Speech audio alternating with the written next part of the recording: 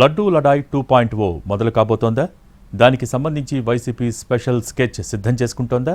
బుధవారం నుంచే దాన్ని అమల్లో పెట్టేందుకు ప్రతిపక్షం వైసీపీ సిద్ధమవుతోందా? ఈ విషయంలో మెల్లిగా అప్పర్ హ్యాండ్ సాధిస్తున్నామంటూ ఫ్యాన్ పెద్దలు లెక్కలేసుకుంటున్నారా? ఆ కొత్త లెక్కలేంటి? ఎలా పైచేయి సాధించాలనుకుంటోంది విపక్షం? ఏపీ పాలిటిక్స్ లో కల్తీ నెయ్యి సలసలా మరిగిపోతోంది. తిరుమల శ్రీవారి మహాప్రసాదం లడ్డూ చుట్టూ పొలిటికల్ సాలిగుళ్లు పెరిగిపోతూనే ఉన్నాయి. ఈ విషయంలో టీడీపీ, వైసీపీ తగ్గేదేలే అన్నట్టు ఎత్తులకు పై ఎత్తులు వేస్తూ ఎప్పటికప్పుడు సెగ చల్లారకుండా చూస్తున్నాయి. దీనికి సంబంధించి అసెంబ్లీలో చర్చ పెట్టి ప్రభుత్వం, అధికార కూటమి పెద్దలు తాము చెప్పదలుచుకున్నది చెప్పేశారు. అది మనకు మైలేజా లేక మనమే వివరణ ఇచ్చుకున్నామా అన్న మీమాంస కూటమి వర్గాల్లో కొనసాగుతూ ఉండగానే పట్టున్న శాసనమండలిలో గట్టిగా తమ వాదన వినిపిస్తోంది వైసీపీ. ఇందాపూర్ డైరీ లింకుల ప్రస్తావనతో చర్చ కూడా కొత్త టర్న్ తీసుకుంది. వైసీపీ ఎమ్మెల్సీలు వరుసగా వాయిదా తీర్మానాలు ఇచ్చి ప్రభుత్వం చర్చకు అంగీకరించే వరకు తీసుకువెళ్లగలిగారు. 8 రోజుల పాటు శాసనమండలిలో ఇదే ప్రధాన అజెండాగా నడిచింది. చివరికి ప్రభుత్వం చర్చకు సిద్ధమైనా ముందుగా ప్రభుత్వం తరపున స్టేట్మెంట్ ఇస్తామని మంత్రి పయ్యావులు చెప్పడం కొత్త వివాదానికి దారితీసింది.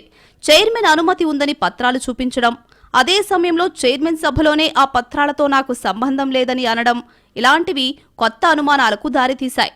ఈ పరిణామాలతో అధికార పక్షం డిఫెన్స్లో పడింది అన్న భావన వ్యక్తమైంది రాజకీయ వర్గాల్లో. చివరికి సమావేశాలు వాయిదా పడ్డాయి. వరుసగా 4 రోజులు సెలవు రావడంతో తిరిగి ప్రారంభమైన వెంటనే అనుసరించాల్సిన వ్యూహానికి గట్టిగా పదును పెడుతోందట ప్రతిపక్షం. బుధవారం సభ మొదలయ్యాక ఇప్పటికే ఉన్న పత్రాలకు మరికొన్నింటిని జతచేసి తమ వాదన గట్టిగా వినిపించాలనుకుంటున్నట్లు తెలుస్తోంది. దీంతో వైసీపీ అనుసరించబోయే వ్యూహంపై ఉత్కంఠ పెరుగుతోంది. ఈసారి కేవలం రాజకీయ ఆరోపణలకే పరిమితం కాకుండా డాక్యుమెంటెడ్ ఎవిడెన్స్ తో సభలో పర్ఫెక్ట్ గా మాట్లాడేలా వైసీపీ సభ్యులు సిద్ధమవుతున్నట్లు తెలుస్తోంది. ఇందాపూర్ డైరీ సరఫరాల టైం లైన్, కాంట్రాక్ట్ అగ్రిమెంట్స్ తదితర వివరాలు ఇప్పటికే బయటపెట్టిన వైసీపీ మరిన్ని కీలక ఆధారాలు సేకరించి వ్యూహాత్మకంగా అధికార పక్షాన్ని డిఫెన్స్లో పడేయాలని అనుకుంటోందట. ప్రభుత్వం ఎట్నుంచి డిబేట్ మొదలుపెట్టినా పాయింట్ టు పాయింట్ సమాధానం ఇవ్వాలన్నది వైసీపీ స్ట్రాటజీ అంటున్నారు. బుధవారం తిరిగి సభ మొదలైనా తరువాత ఇక 4 రోజులే టైం ఉండడంతో రోజుకో వ్యూహంతో ముందుకు వెళ్లాలనుకుంటున్నట్లు సమాచారం. దీనికి సంబంధించి ఎవరెవరు మాట్లాడాలో ఇప్పటికే సభ్యుల లిస్టు సిద్ధమైందని, దాన్ని బట్టి చూస్తేనే వైసీపీ ఎంత పగడ్బందీగా ప్రిపేర్ అవుతోందో అర్థమవుతోందని అంటున్నారు పొలిటికల్ పరిశీలకులు. ఏదో రొటీన్గా కాకుండా మాట్లాడే ప్రతి సభ్యులు ఒక్కో యాంగిల్ను టచ్ చేయాలనుకుంటున్నారట. అలాగే ప్రతిరోజు సభ బయట కూడా వినూత్న రీతిలో నిరసనలు చేయాలనుకుంటున్నట్లు సమాచారం.